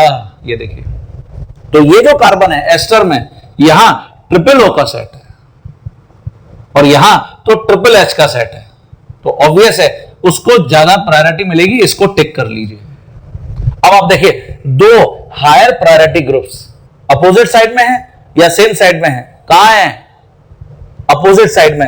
तो जब तुम इसका IUPAC नेम लिखोगे 1, ये 2, ये 3, ये 4 और ये 5, तो जैसे अगर तुम इसका IUPAC नेम लिखते हो तो तुम इसको ऐसे लिखोगे, क्या 2 पर मिथाइल है और 3 पर मिथाइल है, तो पहले तो लिख लोगे 2,3 डाइमिथाइल। अच्छा, क्योंकि एस्टर का IUPAC नेम होता है एल्किल एल्केनोएट, और ऑक्सीजन से जो कनेक्ट पार्ट है हम उसको एल्किल बोलते हैं, तो सबसे पहले मुझे वो एल्किल लिखना पड़ेगा। तो मैं यहां पे लिखूंगा मिथाइल, ये फिर 2,3 डाइमिथाइल, क्योंकि जो एल्केनोइड पार्ट है उसके कार्बन 2 और 3 पर मिथाइल ग्रुप प्रेजेंट है, और फिर टोटल कार्बन यहां पर 5 है, तो पेंट।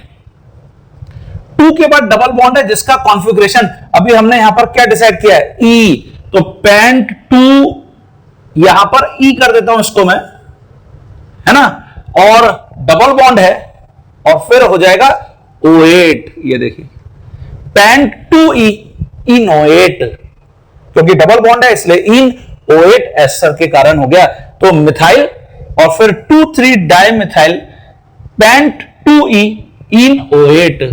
चेक कर लीजिए पूरा आईयूपीएसी सही है क्या। तो हमने यहां पर देखा कि जो कार्बन डबल बॉन्ड है, कार्बन क्योंकि डबल बॉन्ड जो है वो कार्बन 2 पर था इसलिए उसका कॉन्फ़िगरेशन हमने 2E डिफाइन कर दिया। इसकी जगह जैसे मैंने यहां नेक्स्ट जो एग्जांपल लिखा है बॉन्ड लाइन नोटेशन में वो ये लिखा है, इसका मैं इजेड नोमेनक्लेचर करना चाहता हूं। तो सबसे पहले मैंने इसको एक्चुअल स्ट्रक्चर में कन्वर्ट कर लिया, it is methyl, carbon carbon double bond, इधर H, यहां H और ये मिथाइल। अब आप इसमें लॉन्गेस्ट चेन सेलेक्ट करिए, 1 2 3 4 5 6, 1 2 3 4 5 6, किसी भी एंड से नंबरिंग करिए। एक तो 2 पर डबल बॉन्ड आ रहा है और एक 4 पर डबल बॉन्ड आ रहा है, चाहे मैं यहां से जाऊं या वहां से जाऊं, 2 और 4 पर ही डबल बॉन्ड आ रहा है। तो सबसे पहले 2 का कॉन्फ़िगरेशन डिटेक्ट करते हैं। तो यहां इस कार्बन पर जो स्टीरियोजेनिक सेंटर है, कार्बन की ज्यादा priority as compare to H, और ऐसे यहां H और C, तो C की ज्यादा प्रायोरिटी, ये देखिए। तो इसका मतलब दोनों कार्बन 2 पर हायर प्रायोरिटी वाले ग्रुप सेम साइड में हैं, तो सबसे पहले डिसाइड हो गया कि 2Z है। और ऐसे ही अब आ जाइए कार्बन 4 पर, यहां H है और यहां C है, तो ऑब्वियसली C की ज्यादा प्रायोरिटी, और ऐसे ही यहां H है और यहां C है, तो ऑब्वियसली C की ज्यादा priority. On the basis of atomic number ही आंसर आ गया। तो कार्बन 4 पर दो हायर प्रायोरिटी वाले ग्रुप अपोजिट साइड में, इसका मतलब 4 का कॉन्फ़िगरेशन क्या होगा, E होगा। तो आपने डिसाइड कर लिया। अब आप इसका आईयूपैक नेम लिखना चाहें तो लिख सकते हैं हेक्स, 2 पर डबल बॉन्ड है, 4 पर डबल बॉन्ड है, क्योंकि डाइन आ रहा है तो हेक्सा, हम लिखेंगे 2Z 4E और डाइन, ये देखिए hexa 2Z 4E diene, this is its IUPAC name. Clear हो गया सभी स्टूडेंट्स को। तो होप जितने भी एग्जांपल्स अभी तक मैंने आपको इजेड नोमेनक्लेचर के बताए, ये सारे एग्जांपल्स आपको क्लियर हैं, आपको सीआईपी सिस्टम क्लियर हो गया, सो दैट अब हम जब ऑप्टिकल आइसोमेरिज्म में आरएस नोमेनक्लेचर पढ़ेंगे, जैसा भी हमने यहाँ पे इजेड नोमेनक्लेचर पढ़ा, वहां पे हम आरएस नोमेनक्लेचर पढ़ेंगे, तो आप बहुत कंफर्टेबली सारी प्रॉब्लम्स को हिट कर पाएंगे। ओके, तो मैं अब आ जाता हूं ज्योमेट्रिकल आइसोमेरिज्म में। कैसे केमिस्ट को पता चलता है कि they are two different 3D arrangements, तो इनके लिए है फिजिकल प्रॉपर्टीज रिस्पॉन्सिबल। और अगर हमसे पूछा जाता है नंबर ऑफ ज्योमेट्रिकल आइसोमर्स, तो वो हम कैसे कैलकुलेट करते हैं। हाँ बच्चों, जैसे फिजिकल प्रॉपर्टीज को अगर हम देखें ज्योमेट्रिकल आइसोमर्स की, क्योंकि अभी हम डिस्कस करके आए हैं कि आईयूपीएसी नेम तो ज्योमेट्रिकल आइसोमर्स के सेम होते हैं, बट सिस और ट्रांस लिखकर हम ये प्रेडिक्ट करने की कोशिश करते हैं कि इनका 3 डायमेंशनल अरेंजमेंट कैसा होगा। तो क्या कोई और टेक्निक है जिससे ये पता कर सकते हैं कि ये सिस आइसोमर है, ये ट्रांस आइसोमर है। हाँ, तो ये है फिजिकल प्रॉपर्टीज, जैसे melting point, boiling point, densities, solubility, heating, ये सारे फैक्टर्स ऐसे हैं जो सिस को ट्रांस से डिस्टिंग्विश करने के लिए यूज करते हैं केमिस्ट। सबसे पहले मैंने यहां पे physical properties of geometrical isomers में स्टेबिलिटी एंड मेल्टिंग पॉइंट्स लिखा है। जैसे आप देख रहे हैं यहां पर 1,2 डाइक्लोरोइथीन है, 2 क्लोरीन जो सिमिलर एटम्स और ग्रुप्स हैं स्टीरियोजेनिक सेंटर्स पर सेम साइड में, तो सिस आइसोमर और ये ट्रांस आइसोमर। अब आप देखिए यहां जो क्लोरीन बड़े ग्रुप है, बड़े साइज में है, दोनों क्योंकि सिस आइसोमर में सेम साइड में है, तो इसलिए इनमें साइज के कारण रिपल्शन हो सकता है। और दोनों हैलोजेंस के पास लोन पेयर है, तो इलेक्ट्रॉनिक रिपल्शन हो सकता है, जो सिस आइसोमर की स्टेबिलिटी को लिटिल बिट पुअर करता है, डिक्रीज करता है, लेस स्टेबल आइसोमर है। तो मैंने यहां पे लिखा है कि cis isomer is less stable because of more steric due to size and electronic due to electrons repulsion. तो स्टेरिक रिपल्शन इसका मतलब साइज के कारण, बल्कीनेस ऑफ ग्रुप के कारण रिपल्शन, और इलेक्ट्रॉनिक रिपल्शन मतलब लोन पेयर ऑफ इलेक्ट्रॉन्स के बीच में रिपल्शन। तो दोनों सिस आइसोमर में ज्यादा है, इसलिए लेस स्टेबल आइसोमर है, मेल्टिंग पॉइंट लो है। इसकी जगह अगर मैं यहां पर ट्रांस आइसोमर को देखता हूं तो देखिए दोनों क्लोरीन अपोजिट साइड में चले गए और इसलिए इलेक्ट्रॉनिक और स्टेरिक दोनों रिपल्शन पुअर हो गए, मिनिमम हो गए, स्टेबिलिटी बढ़ गई, मोर स्टेबल। तो इस टाइप के जो अरेंजमेंट्स होते हैं उसमें मेल्टिंग पॉइंट बढ़ जाता है मॉलिक्यूल का। तो जनरली कंक्लूजन ये निकल के आता है कि ट्रांस आइसोमर के मेल्टिंग पॉइंट्स सिस आइसोमर के मेल्टिंग पॉइंट से हमेशा ज्यादा होंगे। ओके, हाँ बच्चों, नेक्स्ट जो प्रॉपर्टी है, जैसे मैंने यहां पे लिखा है डाइपोल मूवमेंट। डाइपोल मूवमेंट को हमने म्यू से रिप्रेजेंट किया हुआ है। ये मैंने सिस 1,2 डाइक्लोरोइथीन लिखा है और वो मैंने ट्रांस 1,2 डाइक्लोरोइथीन लिखा है। जो डाइपोल मूवमेंट है उसके लिए हम बॉन्ड डाइपोल के डायरेक्शन को यहां पर देख लेते हैं। जैसे कार्बन और क्लोरीन में क्लोरीन इज मोर इलेक्ट्रोनेगेटिव, तो bond dipole acting towards chlorine, similarly here also. तो इसका मतलब इसका जो रिजल्टेंट डाइपोल होगा इट हैज हायर वैल्यू, तो इसलिए मैंने लिखा है म्यू रिजल्टेंट हाई है, hence greater dipole dipole interaction.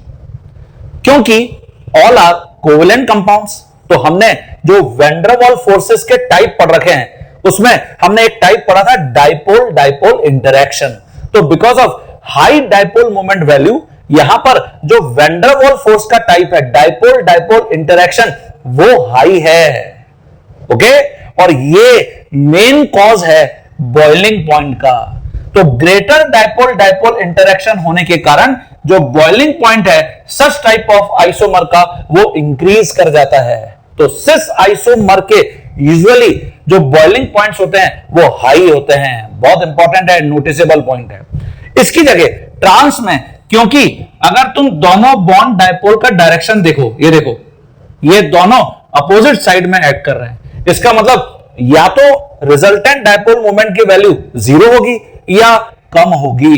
तो यहां जो डाइपोल डाइपोल इंटरेक्शन है वो लोअर हो जाएंगे, लेस हो जाएंगे, पुअर हो जाएंगे, और हेंस जो बॉइलिंग पॉइंट का यहां पे कॉज था वो वीक पड़ गया। तो बॉइलिंग पॉइंट डिक्रीज होते हैं ट्रांस आइसोमर के, लो बॉइलिंग पॉइंट्स।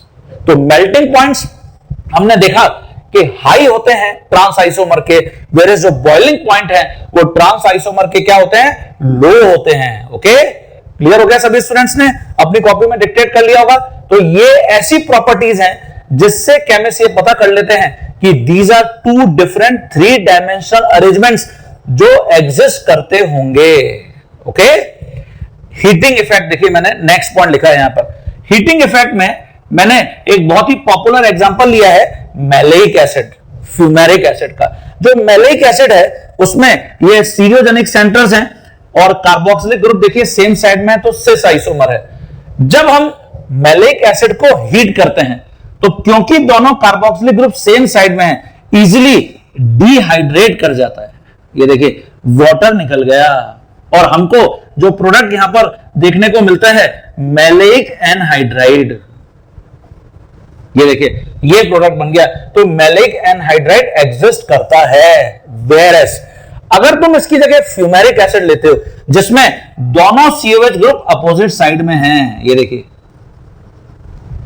अब अगर मैं इसको हीट करता हूं सेम टेम्परेचर तक लेके जाता हूं, लेकिन क्योंकि दोनों कार्बोक्सिलिक ग्रुप अपोजिट साइड में है तो यहां नो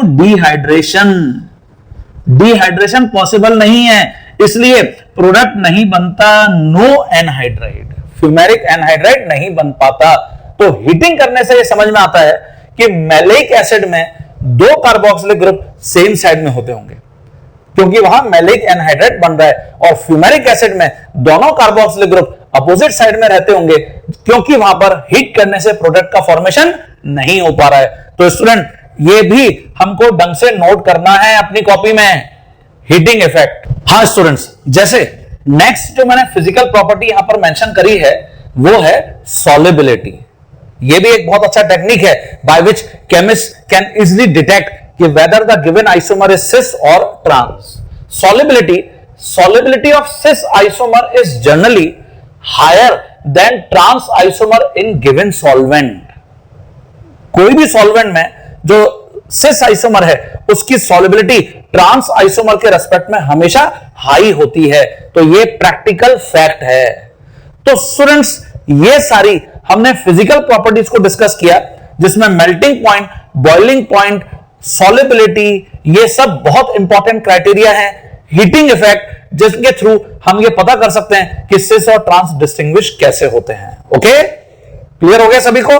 चलिए, ये मैंने यहां पर नोट लिखा है जो फ्रीक्वेंटली एज प्रॉब्लम है जेई और नीट का।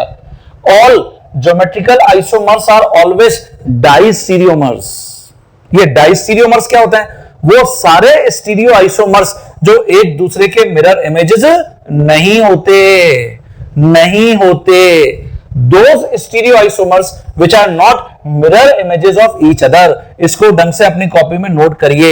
जैसे आप देख रहे हैं, मैंने यहां पे ब्यूट-2इन लिख रखा है, सिस आइसोमर, ब्यूट-2इन का ट्रांस आइसोमर। आपने इन दोनों के बीच में मिरर रखा, क्या ये एक दूसरे के मिरर इमेजेस दिख रहे हैं क्या? नो, ये मिरर इमेजेस नहीं हैं, और इसलिए इस टाइप के सारे स्टीरियो आइसोमर्स को हम डाइस्टीरियोमर्स की कैटेगरी में रखते हैं। तो ये दोनों डाइस्टीरियोमर्स हैं, ऑलवेज डाइस्टीरियोमर्स। तो स्टूडेंट, ये हम अभी जब ऑप्टिकल आइसोमर्स पढ़ेंगे वहां पर भी हम डिफाइन करेंगे डाइस्टीरियोमर्स को। बट ये हमेशा हमको अपने दिमाग में क्लियर कर लेना है कि अगर मैंने कहीं सिस और ट्रांस आइसोमर लिख दिया है, इट मींस वो अंडरस्टूड है, वो डाइस्टीरियोमर्स है। अब मैं ज्योमेट्रिकल आइसोमेरिज्म में एक लास्ट बहुत इंपॉर्टेंट पॉइंट के ऊपर आ गया हूं, वो है calculation of total number of geometrical isomers. इसके ऊपर अगर हमको कभी प्रॉब्लम देखने को मिलता है तो वो हम कैसे अटेंड करेंगे। सबसे पहले मैंने केस 1 में लिखा है, when given compound has n number of double bonds and 2 different atoms groups present on 2 terminal stereogenic centres. यहां पर मैंने लिखा है डिफरेंट एटम्स और ग्रुप्स, इसको हम 2 की जगह सिंपली लिख लेते हैं डिफरेंट एटम्स और groups present on 2 terminal stereogenic centres. Okay, तो टोटल ज्योमेट्रिकल आइसोमर्स का हमारे पास फॉर्मूला होगा 2 की पावर n। ये हम हमेशा फॉलो करेंगे, और n का मतलब नंबर ऑफ डबल बॉन्ड्स है, ये मैंने आपको अभी ऊपर बता दिया है। जैसे स्टूडेंट देखिए, ये मैंने एग्जांपल लिखा है, इस टर्मिनल कार्बन को देखिए, टर्मिनल मतलब एंड कार्बन, इस पर H और फिनाइल डिफरेंट है, और ऐसे वहां यहां पर ब्रोमीन और H डिफरेंट है। तो C6H5 एंड ब्रोमीन, ये डिफरेंट एटम्स और ग्रुप्स प्रेजेंट है। तो वहां पर हमने वही मेंशन किया है, डिफरेंट एटम्स और groups present on terminal stereogenic centres. तो इस सिचुएशन में क्योंकि n की वैल्यू 3 है, 1 2 3, तो टोटल ज्योमेट्रिकल आइसोमर्स 2 की पावर 3 8 आप ड्रॉ कर सकते हैं सिस और ट्रांस के कॉम्बिनेशन से। इसकी जगह जैसे इसको देखिए, यहां पर तो टर्मिनल जो स्टीरियोजेनिक सेंटर है, सारे ही एटम और ग्रुप डिफरेंट हैं। तो जैसे इस कार्बन पे क्लोरीन ब्रोमीन, इस कार्बन पे फ्लोरीन आयोडीन, और how many double bonds here, कितने डबल बॉन्ड्स हैं? 4 हैं। तो n की वैल्यू 4 है, इसलिए टोटल ज्योमेट्रिकल आइसोमर्स 2 की पावर 4 मतलब 16 होंगे। ठीक है, लेकिन अगर आपको कोई भी एल्कीन ऐसा मिलता है जिसके अंदर टर्मिनल स्टीरियोजेनिक सेंटर्स पर, जैसे अगर यहां H और फिनाइल है, वहां भी H और फिनाइल हो जाता, सिमिलर एटम्स और ग्रुप्स हो जाते दोनों टर्मिनल स्टीरियोजेनिक सेंटर पर, तो फिर हम टोटल ज्योमेट्रिकल आइसोमर्स को कैसे डिफाइन करेंगे? हाँ बच्चों, अगर इसकी जगह मुझे ज्योमेट्रिकल आइसोमर्स कैलकुलेट करने के लिए बोला जाता है कुछ ऐसे मॉलिक्यूल में, जैसे आप यहां पर देखिए, मैंने एक पॉलीइन लिखा है, एल्कीन लिखा है, जिसमें बहुत सारे डबल बॉन्ड्स हैं, और जो टर्मिनल स्टीरियोजेनिक सेंटर है, जैसे ये टर्मिनल स्टीरियोजेनिक सेंटर है, ब्रोमीन और H है, और यहां देखिए, यहां भी टर्मिनल स्टीरियोजेनिक सेंटर पे ब्रोमीन और H है। इसका मतलब जो 2 एंड एटम्स या ग्रुप्स हैं, 2 टर्मिनल स्टीरियोजेनिक सेंटर्स पर, वो सेम हैं। तो फिर इस सिचुएशन में टोटल ज्योमेट्रिकल आइसोमर्स को कैसे कैलकुलेट करोगे? तो मैंने यहां पे लिखा है, when given compound has n number of double bonds and 2 end atoms और groups present on 2 terminal stereogenic centres are same. तो फिर मेरे पास टोटल ज्योमेट्रिकल आइसोमर्स के लिए ये फॉर्मूला है 2 की पावर n-1 प्लस 2 की पावर p-1। n का मतलब तो नंबर ऑफ डबल बॉन्ड्स है। ये p क्या चीज है? p n/2 है if n is even number of double bonds, और p n+1/2 है if n is odd number of double bonds। तो जैसे आप इसी एग्जांपल में देख रहे हैं 1, 2 and 3 odd number of double bonds are there, n की वैल्यू 3 है, तो सबसे पहले मैं p कैलकुलेट कर लेता हूं, इट इज n+1/2, 3 + 1/2 मतलब 2 आ गया। अब मैं इससे टोटल ज्योमेट्रिकल आइसोमर्स कैलकुलेट कर लूंगा, विच इज 2 की पावर 3 - 1 प्लस 2 की पावर 2 - 1, क्योंकि p हम 2 कैलकुलेट कर चुके थे, तो यहां से 2 की पावर 2 प्लस 2 की पावर 1 कितने ज्योमेट्रिकल आइसोमर्स आ गए? 6 आ गए। ये आंसर है। ओके हाँ बच्चों, जैसे यहां पर मैंने नेक्स्ट एग्जांपल लिखा है, इसमें फिर आप देख रहे हैं टर्मिनल जो स्टीरियोजेनिक सेंटर्स हैं, ये देखिए इसके ऊपर मिथाइल और H है, और ऐसे ये टर्मिनल स्टीरियोजेनिक सेंटर है, here also methyl and H।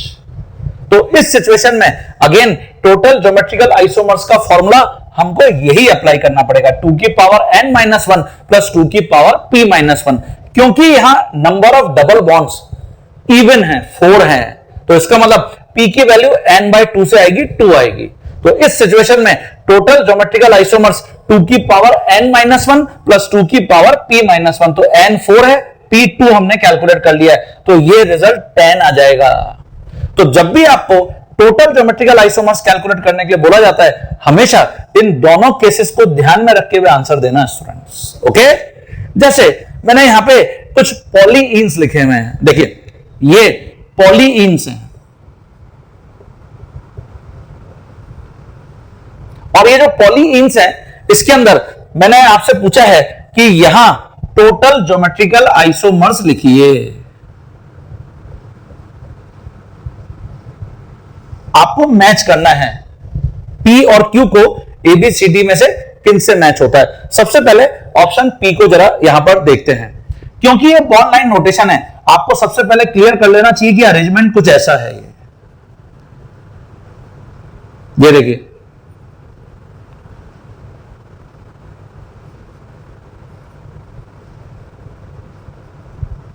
अब आप देखिए ये जो डबली बॉन्डेड कार्बन है जिसके ऊपर 2 हाइड्रोजन लगे हुए हैं, ये तो स्टीरियोजेनिक सेंटर ही नहीं है।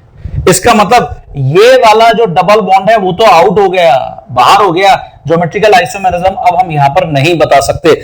यहां है क्या, देखिए H और मिथाइल, इसका मतलब ये स्टीरियोजेनिक सेंटर है, और ऐसे ये स्टीरियोजेनिक सेंटर जिसके ऊपर H और विनाइल ग्रुप लगा हुआ है ये, और अभी इसका मतलब ये तो केस 1 से मैच कर रहा है, क्योंकि टर्मिनल स्टीरियोजेनिक सेंटर जो हैं उसके ऊपर H और मिथाइल बिल्कुल अलग, यहां H और विनाइल बिल्कुल अलग। तो जब तुम इस सिचुएशन में टोटल ज्योमेट्रिकल आइसोमर्स निकालोगे तो 2 की पावर यहां पे n फॉर्मूला अप्लाई करोगे, and how many double bonds can show geometrical isomerism? Only 2। तो यहां पर 2 की पावर 2 ये आंसर होगा, मतलब 4 आंसर होगा। इसका मतलब जो P है वो किससे मैच कर रहा है? A से मैच कर रहा है। अब आ जाइए Q ऑप्शन के ऊपर।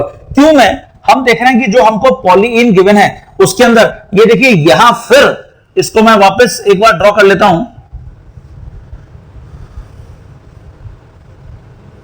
ये जो कार्बन कार्बन डबल बॉन्ड है, इस कार्बन पर देखिए 2 हाइड्रोजन है, इसका मतलब ये तो फिर स्टीरियोजेनिक सेंटर नहीं है, इसका मतलब ये डबल बॉन्ड फिर आउट हो गया।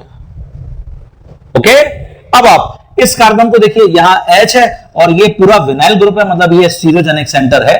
ऐसे ही यहां आ जाइए लास्ट कार्बन पर, यहां H है और ये मिथाइल है, इसका मतलब ये भी स्टीरियोजेनिक सेंटर है। तो ये जो कहानी है, ये जो एग्जांपल है, ये तो बिल्कुल ऊपर वाला एग्जांपल जैसा हो गया। टर्मिनल स्टीरियोजेनिक सेंटर पर H और विनाइल बिल्कुल डिफरेंट, वहां H और मिथाइल बिल्कुल different. And how many double bonds can participate in geometrical isomerism? 3। तो टोटल ज्योमेट्रिकल आइसोमर्स यहां पे फिर तुम 2 की पावर 3 मतलब 8 आंसर रिपोर्ट करोगे।